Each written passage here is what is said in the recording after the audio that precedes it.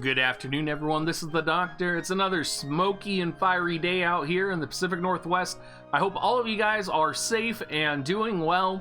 Today, we're going to be talking about the compensation we received for the fixed Lesalia sword issue, and we're going to talk about some of the other issues that haven't been addressed and what we would like to see handled in the future.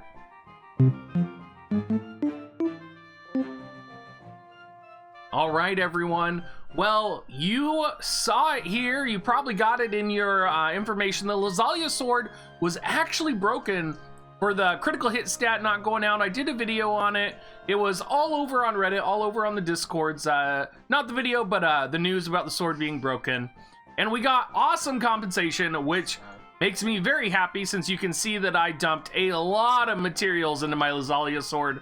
So being able to get them back was super rewarding, and I think this is probably one of the best ways that I've ever seen Gummi address an issue where something was broken and needed fixing.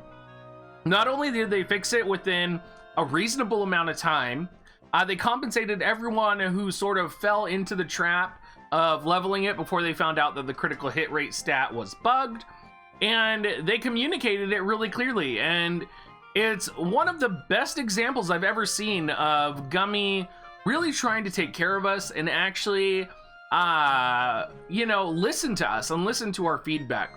And, after getting our compensation like this and recognizing like they did a really crazy good job, I started kind of looking at how things have been fixed in the past and in the future and where we're kind of at now, because there are still a lot of issues with the game that need fixing, that have been needed fixing for a while now. And I don't think they've ever been fixed in JP. And so I'm hoping through this video, or maybe through Reddit, we'll kind of get the word out there and talk about some of the other issues that need fixing in the game. Because clearly someone out there is listening, and we're very grateful for whoever it is that's listening out there. And we just want to talk about some of the other things that are really important that are probably just a quick AI tweak or quick adjustment. Now, first and foremost, I think the most important thing besides the Lesalia sword that really needs to be addressed is a global exclusive unit, Fryevia.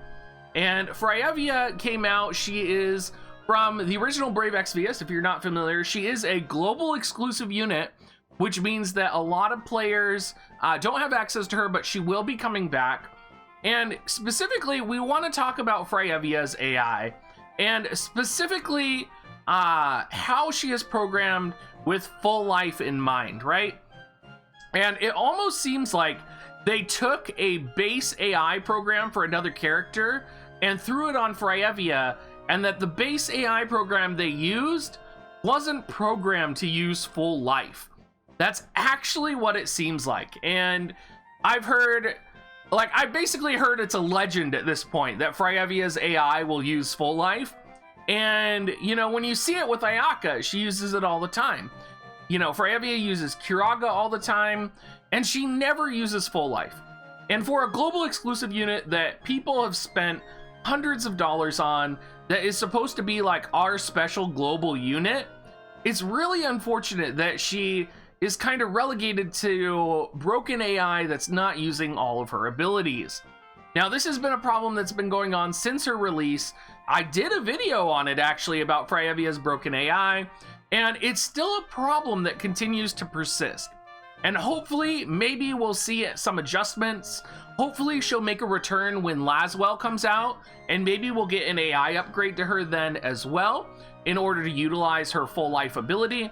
But until then, for a lot of people, she's been relegated to the backbench, and she's not fully utilizable as a character on their team, particularly when she could have been a very good replacement for Ayaka, who is the most powerful unit in the game.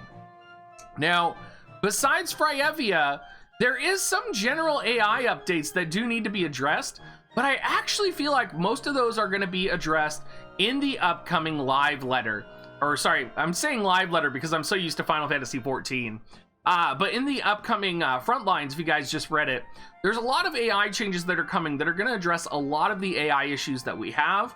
However, there's still some fundamental AI issues that I wish would be addressed, and I know a lot of people do as well, particularly in how TMR abilities are utilized. There doesn't seem to be sort of any rhyme or reason on why some TMR abilities work with some units and why some TMR abilities work on other units, right? A great example, I would say, would definitely be like Ziza's bells, right? Like, there are units that you can put Ziza's bells on that will not use Revitalize. There are units that you can put Sid's cape on and they won't use his ability. And let's be honest, Sid didn't even use his TMR ability until they patched it in an update. There's other similar issues with this, particularly with Gilgamesh. I know Gilgamesh has a barrier ability that he will not use until there is a AI update in the future that JP actually got for him to use it. So there's a whole bunch of little AI issues where things that make units unique, things where you've invested a lot of work into this unit and you're not getting what you needed from it, or you're not getting this special thing from that unit, it's kind of a bummer, right? And I would just like to see that type of stuff changed. I think Medina would be another great example where Medina is so offensive, she will not use defensive or passive buffs. A great example of this would be like Hyde or Decider of Fate. She's not gonna pop those. How crazy would it be for Medina to pop Decider of Fate, move forward the next turn, and then pop Flare on the enemy or pop her Limit Break? That would be so broken. You would see Sub Ninja as the new meta for Medina in auto AI battles. So there's so many of these little details. Miranda, for example, or any red mage AI. If you have a red mage and there's an enemy attacking in range, they aren't going to buff your allies. They're going to run forward and jamming thrust. And then for the rest of the battle, as long as there's an enemy in range, they're not going to heal, they're not going to quicken, they're not going to haste, they're not going to Esuna. All they're going to use is use jamming thrust and magic attacks. And so being able to adjust the AI so that it's not so offensive or, you know, or so black and white would be amazing. Even if we had like basic AI outlines, right? So we're talking like, I want Miranda to be offensive, right? So her basic AI is offensive versus I want Miranda to be defensive, so she'll be backline. That would be so amazing on so many different levels, and it's just kind of basic AI updates. So that's the type of stuff that I personally would like to be seen changed, and I think in terms of other small things, I think live PvP is a real issue. I think being able to actually match with someone who is your rank, like I'm rank 109, it is so hard for me to find a free match at rank 109. Like, why can't we just open it up to people who are rank 70 and above so that we can get a match? It's not going to be significantly unfair, right?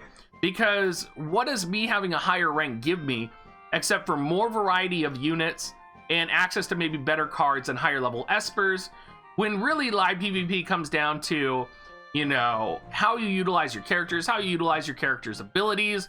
It's easy to crush Krakens and whales as long as you know how to do it, right? There's tons of people who utilize Lilith. There's tons of people who utilize units you would never expect in live PvP. So to be forced into waiting for matches, while I don't particularly care because I don't like live PvP, for the people in the community that do participate in live PvP, it's kind of a drawback. It's kind of a bummer. Finally, I think the last thing we would really like to see, despite all of the good stuff that's coming, we would just like, you know, like a weekly or monthly communication from you guys. Now, we all love Justin, but I think we need to get Justin on camera more. We want to see some more Justin news updates for the month. We want to see him on camera saying hi to everybody in a monthly update or in some type of weekly or bi-weekly communication to us, just to have some fun. It would be great. We all know that Justin streams Fall Guys, right? If you've been to my stream, you have seen Justin playing Fall Guys. If you've been to Merlot's stream, I would love to see him stream more of the Visions once a month. you know, and kind of get in the community and we can see his team and really see what he's participating in and talk and engage with him about the game. That's what I would like to see. Now, I know it sounds like I'm making demands, and that might be, you know, I don't want to put down all the work that they've done, but they've been doing so good at listening to us that, you know, I want to make sure they know everything that's kind of top priority right now. I'm not in the boardroom, but I imagine someone in the boardroom is watching my video or reading Reddit, so I am passing this along to you. Maybe they're even going to play this video for Hiroki. You never know. Thank you so much for watching, you guys. If you are new to my channel, hit the subscribe button. Come join us in Discord, dig.gs/discord. And if you are buying Amazon coins, please use my affiliate link, dig.gs/coins or dig.gs/offer. Thank you so much, you guys.